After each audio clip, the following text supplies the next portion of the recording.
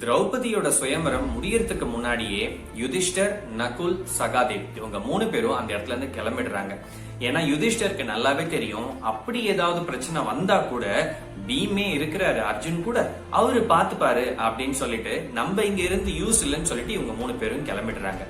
இந்த சுயம்பரத்துக்கு பாண்டவா பிரதர்ஸ் எங்க இருந்து வந்தாங்க அப்படின்னா, கபிலியா சிட்டிக்கு வெளியில மண்பாண்டம் செய்யற ஒருத்தர் தன்னோட இடத்துல பாண்டவாஸ்க்கும் குந்திக்கும் இடம் கொடுத்திருந்தாரு. அங்க இருந்துதான் பாண்டவா பிரதர்ஸ் இந்த சுயம்பரத்துக்கு வந்திருப்பாங்க. இப்ப திரௌபதியை கூப்பிட்டுக்கிட்டு அர்ஜுன், பீம் எல்லாரும் அவங்க வீட்டுக்கு போறாங்க. பீம் வீட்டுக்குள்ள என்ட்ராவரப்பவே, மா நான் இன்னைக்கு என்ன எடுத்துட்டு வந்திருக்கேன்னு தெரியுமா அப்படின்னு கேக்குறாரு. குந்தி எப்பயும் போல சாப்பாடு தான் ஏதோ எடுத்துட்டு வந்திருக்கிறாங்க அப்படின்னு நினைச்சுக்கிட்டு, எதுவா இருந்தாலும் ஈக்குவலா ஷேர் பண்ணிக்கோங்க அப்படின்னு சொல்றாங்க. பாண்டவா பிரதர்ஸ்க்கு ஒண்ணுமே புரியல. நம்ம சாப்பாடு எடுத்துட்டு வந்தோம்னு அம்மா நினைச்சுக்கிட்டாங்க, ஆனா நம்ம கூப்பிட்டு வந்தது ஒரு பொண்ணை, இந்த பொண்ணை எப்படி நம்ம 5 பேரும் ஷேர் பண்றது அப்படின்னு கன்ஃபியூஷன்ல இருக்கிறாங்க.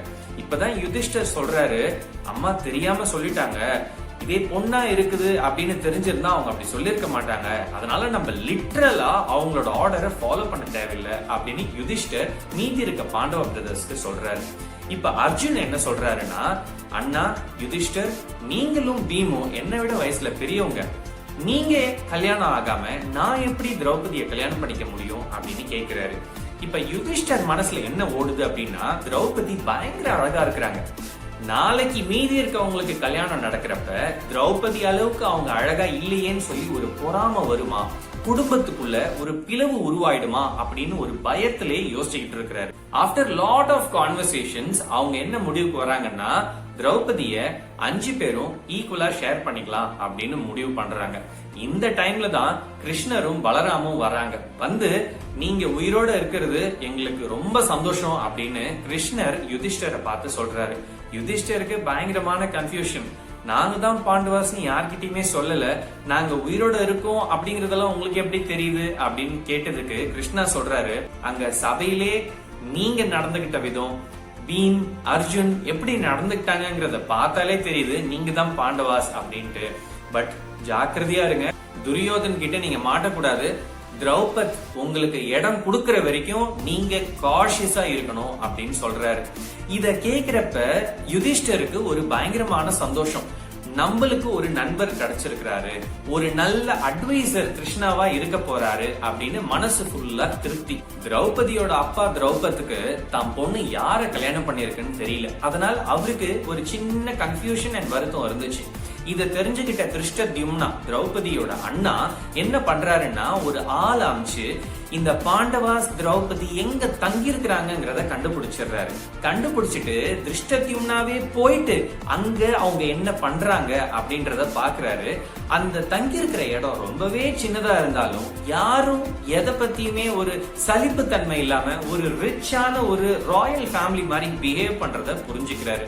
இத பார்த்த உடனே அவருக்கு கான்பிடென்டா தெரியுது, இவங்கள பார்த்தா பாண்டவாஸ் மாதிரி எனக்கு தோணுது அப்படின்னு வந்து தன்னோட அப்பா திரௌபத் கிட்ட சொல்றாரு. உடனே திரௌபத் அந்த பாண்டவாஸ சாப்பாட்டுக்கு இன்வைட் பண்றாரு. இன்வைட் பண்றப்ப, நீங்க எல்லாரும் என்னோட இன்விடேஷனை அக்செப்ட் பண்ணி இங்க வந்ததுக்கு ரொம்ப ரொம்ப சந்தோஷம் அண்ட் நன்றி, நீங்க யாருன்னு தெரிஞ்சுக்கலாமா அப்படின்னு யுதிஷ்டர் கிட்ட திரௌபத் கேக்குறாரு. அதுக்கு யுதிஷ்டர், நாங்க தான் பாண்டவாஸ் அப்படின்னு சொல்றாரு. இத கேட்ட திரௌபத்துக்கு பயங்கரமான சந்தோஷம். இன்ஃபேக்ட் அவரோட பொண்ண அர்ஜுன் மாதிரி ஒரு டேலண்டடான பர்சன் தான் கல்யாணம் பண்ணணும்னு அவர் மனசுல நினைச்சுதான் இந்த மாதிரி ஒரு டஃப்பான காம்படிஷனை கொடுத்தாராம். இப்ப யுதிஷ்டர், நாங்க 5 பேரும் திரௌபதியை கல்யாணம் பண்றதுக்கு பிளான் பண்றோம்னு சொன்ன உடனே திரௌபதிக்கு பயங்கரமான கோபம். ஒத்துக்கவே இல்ல, எப்படி நான் இது ஒத்துக்கிறது அப்படின்னு யுதிஷ்டர் கிட்ட திருப்பி கேக்குறாரு. அப்பதான் யுதிஷ்டர் வேதவியாஸ் கொடுத்த ஐடியாவை திரௌபத் கிட்ட அப்ளை பண்றாரு. அது என்ன ஐடியா அப்படின்னா, போன ஜென்மத்துல திரௌபதி தீவிர சிவன் பக்தரா இருந்தாங்களாம். அப்ப சிவன் கிட்ட இந்த திரௌபதி கேட்டது என்ன அப்படின்னா, எனக்கு வரப்போற புருஷன் ஸ்ட்ராங்கா இருக்கணும், வைஸா இருக்கணும், பிரேவா இருக்கணும், ஹேண்ட்ஸமா இருக்கணும், அதுக்கப்புறம் மக்கள் கிட்ட எப்படி பேசணும்னு தெரிஞ்சவனா இருக்கணும் அப்படின்னு சொல்றாங்க. அதுக்கு சிவனும் ஓகே நீ நினைக்கிற மாதிரி உனக்கு நான் வரம் தரேன்னு வரம் கொடுத்திருப்பாரு. பிராக்டிக்கலா இந்த எல்லா 5 குணங்களும் ஒரே ஆளு கிட்ட இருக்காது. எங்க 5 பேருக்கு திரௌபதி கேட்ட 5 குணங்களும் இருக்குது. அதனால நாங்க அவங்கள கல்யாணம் பண்ணிக்கிறது தான் ஈசன், அதாவது சிவனே கொடுத்த வரம் அப்படின்னு சொல்றாரு. இத கேட்ட உடனே திரௌபதிக்கு சிவனே கொடுத்த வரத்தை நம்ம எப்படி மீறது, அதனால நானும் அப்ரூவல் கொடுக்கறேன் அப்படின்னு அப்ரூவல் கொடுக்கறாரு.